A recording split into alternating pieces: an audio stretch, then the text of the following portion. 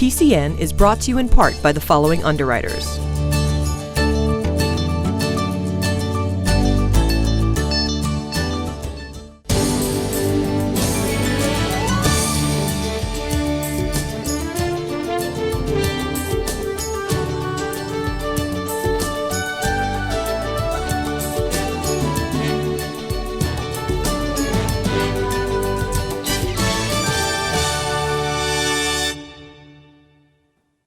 Happy New Year and welcome to 2016.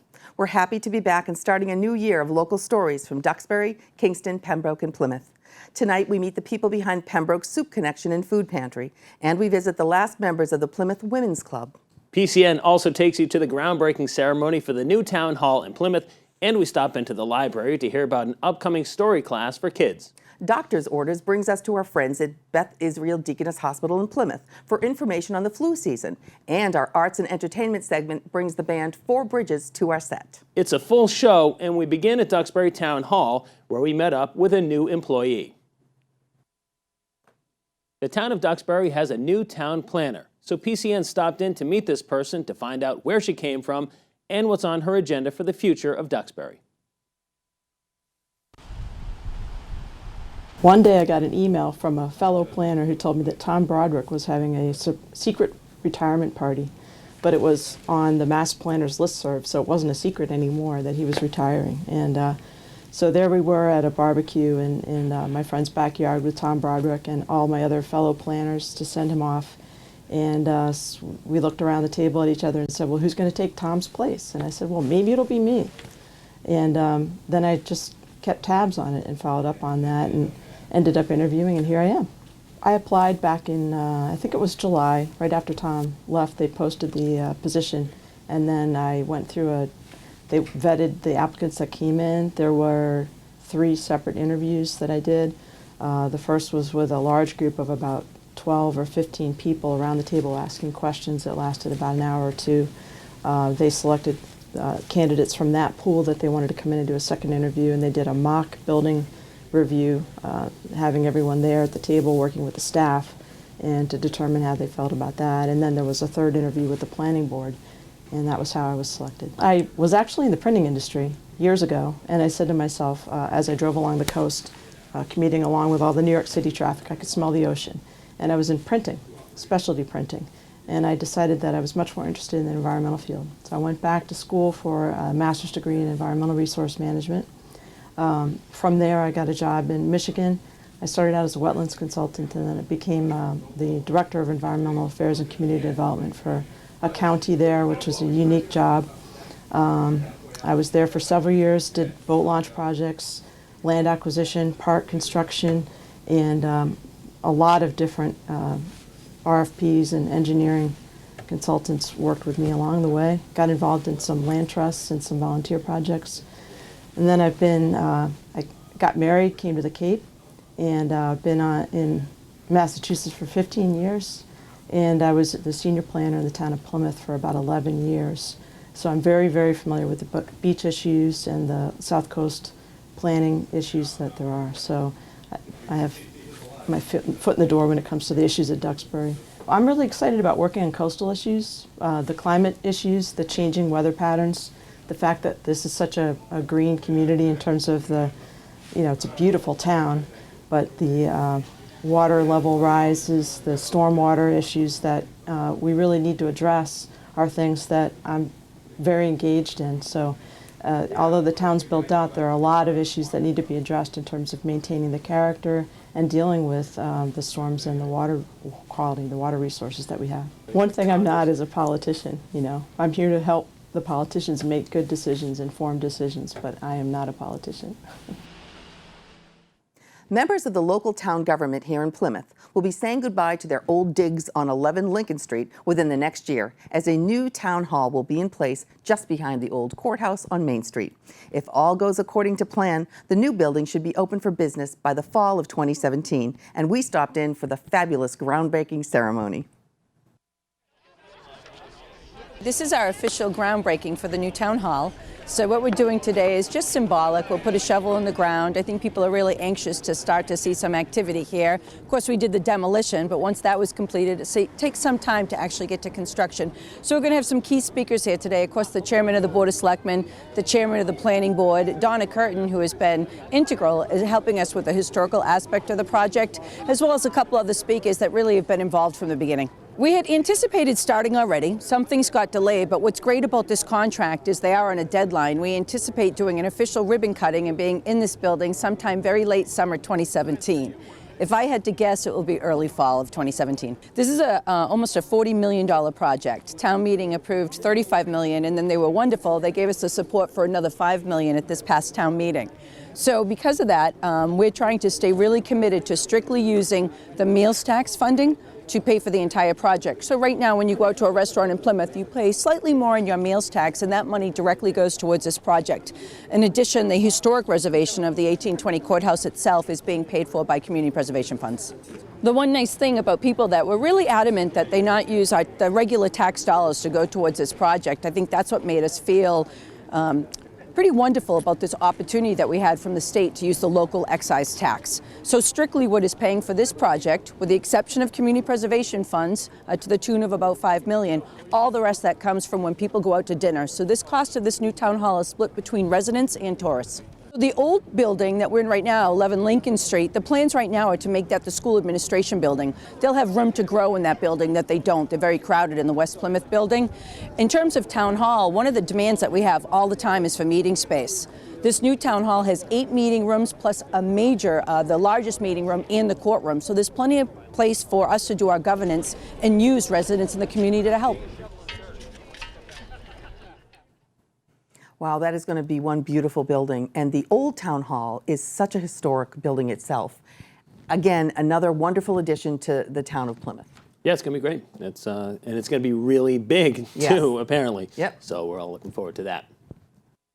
Pembroke has a new food pantry. We stopped into the soup kitchen and food pantry last fall around Thanksgiving holiday, but as an update, they want people to know that it's stocked for the winter in any potential emergency shelter needs. Well, we're getting ready to have our day before Thanksgiving pantry open, and we're unloading the trucks. We had about 6,000 pounds of food that Peg and I picked up this morning from the Greater Boston Food Bank in a rented truck. And here we are with all our volunteers that we couldn't do anything without our volunteers. And they've unloaded the truck. And we're going to get everything filled, the pantry shelves filled, the freezers, the refrigerators, and we'll be open by noontime. And today we're going to stay open until 6 p.m. Make sure that everybody in this town gets the food that they're going to need. I think we're feeling pretty good. There's a lot of good energy in the room right now. I'm looking forward to seeing the community come in and, helping people out the day before Thanksgiving, making sure everybody gets what they need, and the right things will be on the table for the community. I think we're all feeling pretty good today. We're also stocking food for the emergency management team in Pembroke. They've asked us to be a supplier in case there isn't. Shelters. For shelters. If there should be a snow emergency or whatever here in the town of Pembroke and things shut down, this building is equipped with a generator. And as you can see, we have our fire trucks here and a boat. But we will be prepared in case the town needs us. We are lacking funding and we're lacking supporters to keep this enterprise going. And we need about $1,000 at a minimum a month in order to keep us fully stocked with the quality of food that we want. Anyone can open a food pantry and have out-of-date things and out of code. That food is a dime a dozen. We choose not to do that. We choose to have fresh quality goods, fresh fruits and vegetables at all times, and offer meat. It's a staple, it's a protein, it's necessary. You cannot feed a healthy family on Kraft macaroni and cheese every night of the week. So we're trying very hard to keep it stocked with things that people need, but also they call it luxuries. A 5-pound bag of sugar, they call that a luxury. We offer it. We try to keep it stocked on the shelves at all times. Reading and writing are the basics we all want to teach our children. But Ryan of Big Ryan's Tall Tales has a program starting at the Plymouth Library that helps children learn story building skills. The class begins in January, and to sign up, you just need to call the children's room at the library. PCN met up with Ryan as he prepared for the class.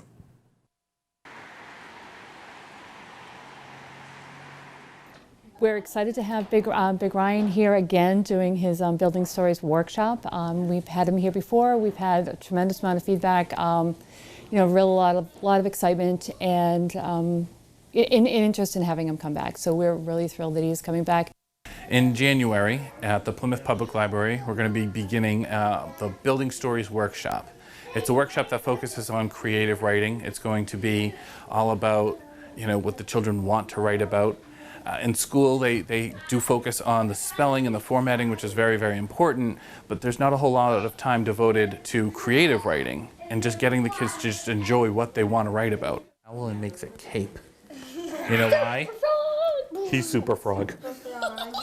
Reading for a young child and literacy development is not only just reading, but it's total brain development. It affects every aspect of their life, and from the time that they are born to for the rest of their life, they will become lifelong learners. And it starts with a single story, a single song, a single rhyme that just fosters neurological brain development, but also skills that will last them a lifetime.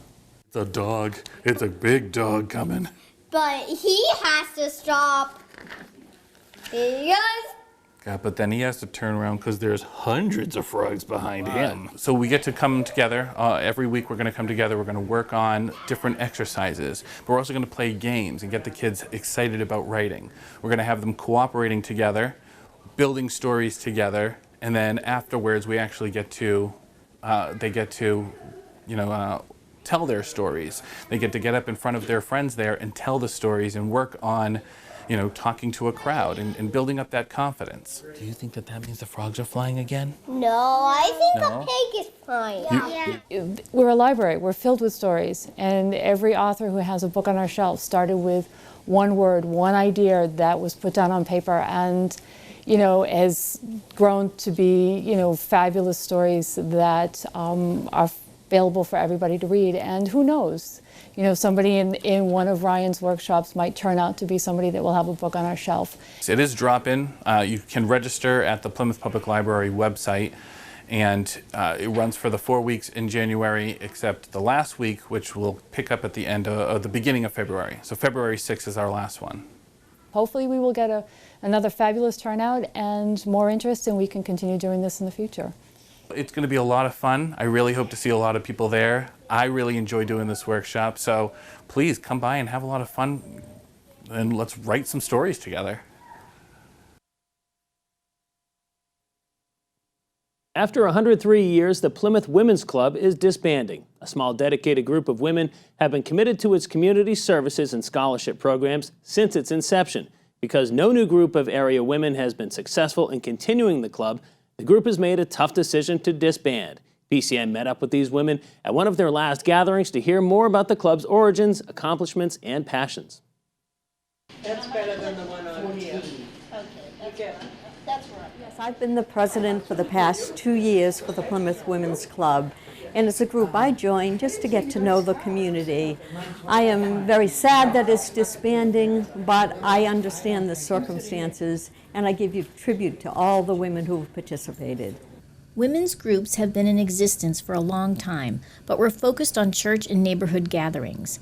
In 1868, a female journalist named Jane Cunningham Crowley wanted to attend a dinner at an all-male press club, but was denied due to her gender. She decided to start her own women's club, and then 21 years later invited all women's clubs across the country to a convention. This gathering formed the General Federation of Women's Clubs. The powerful group had lasting influences on child labor laws, juvenile court laws, Food and Drug Act, overseas service units, and public health issues. The Plymouth Women's Club was formed in 1912 with a mission to promote volunteerism, support local organizations with services and fundraising to help educate and enrich the community. Over the years, they have supported all ages with youth art shows, letter campaigns for troops, and helping the homeless. They have partnered with the Red Cross, the Salvation Army, and Habitat for Humanity. I've been a member of the Plymouth Women's Club for 13 years, and I've enjoyed every moment. I am sorry that the club is disbanding, as the few members that are left feel. But all good things come to an end, and I think we accomplished a great deal of community activity, volunteerism. We did so much in the past 13 years that I'm proud to have been a part of that. Well, as a member of the club over the years, I've gained many friendships. I moved to Plymouth shortly before I joined the club, and it was very instrumental in helping me make friends, plug into the community, and many of the friends I made in the Women's Club are still friends. Their scholarship program has given out over $19,000 in an 11-year period with 27 scholarships awarded. Their 100th anniversary in 2012 included plant sales, yard sales, and a raffled-off restored dollhouse, as well as an anniversary book for a fundraiser. I would like to take this moment to give a memorial to all the women who have served for the past 103 years. The Mass Federation for Women's Club and the Plymouth Women's Club have followed the emancipation of women from the Civil War days to the present, where women have come out from the home in their church groups to step into the world of civic and community service. And to those women, I give great thanks. To us. To us. Drs Orders is back with information about the flu from Beth Israel Deaconess Hospital in Plymouth.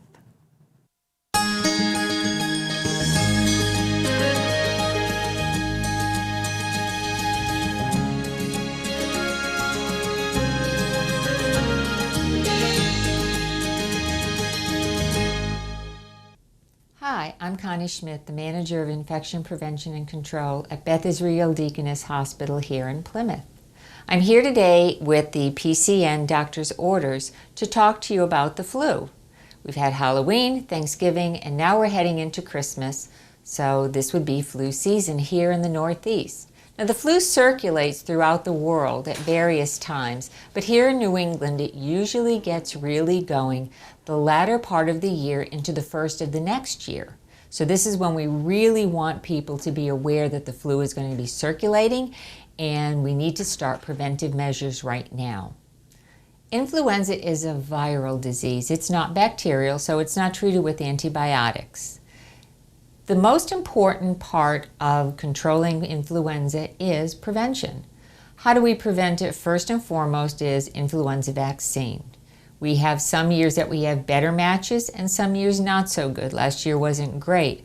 However, influenza vaccines, even when they're not a great match, is better than nothing because it will help prevent the severity of the illness if you get it.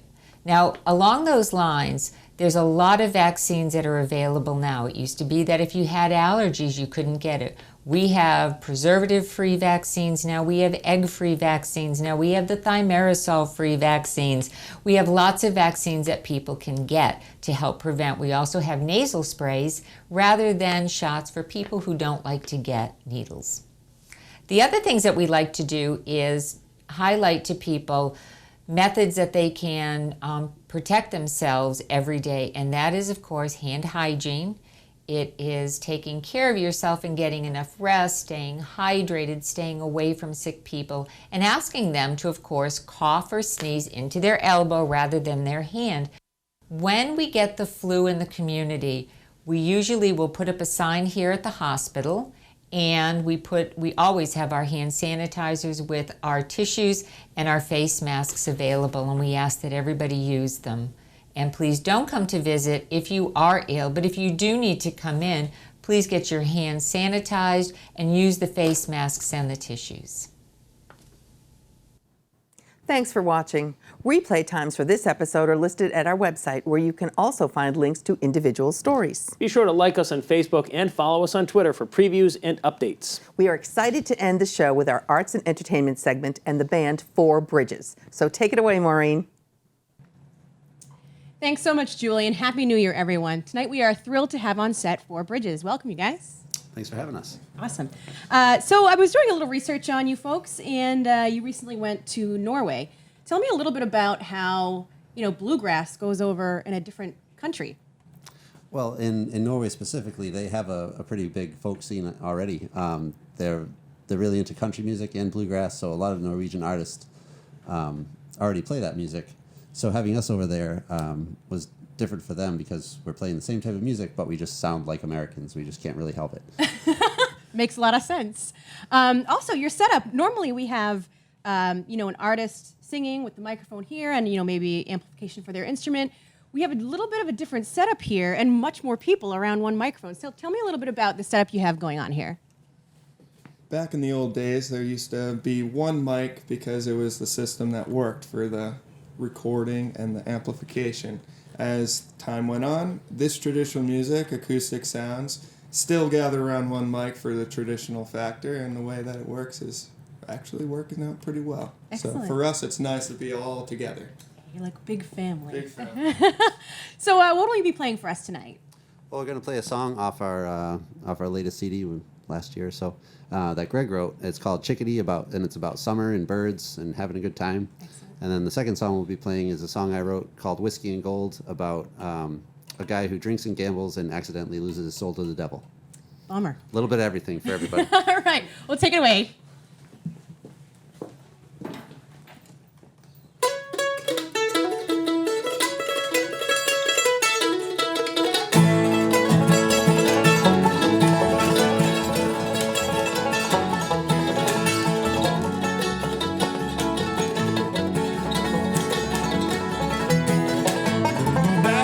Summer's day, I sat beside a tree, heard a little songbird sing, happy as can be. Sing your song, birdie, sing your song to me. Sing your song, birdie, my little chickadee.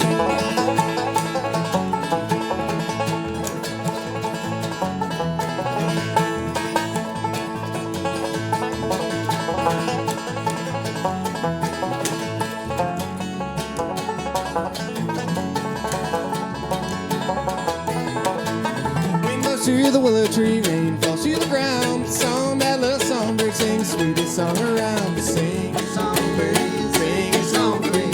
Sing your song, birdie, my little chickadee.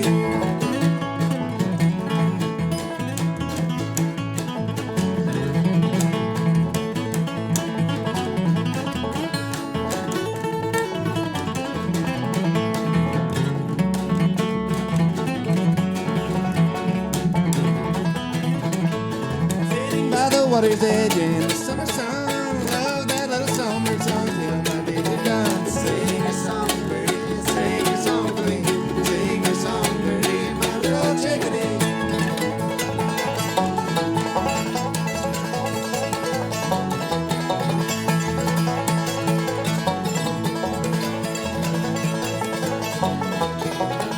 Sing your song, birdie, sing your song for me.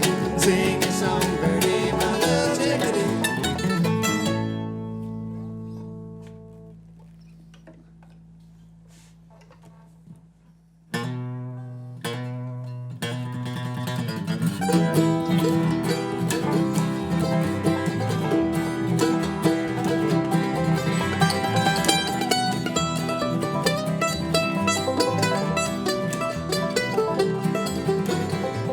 Wandering through this dusty Texas town that was once his home. Once he had a life here. He made a name out of a piece of ground he could call his own. And there was a woman sweet and kind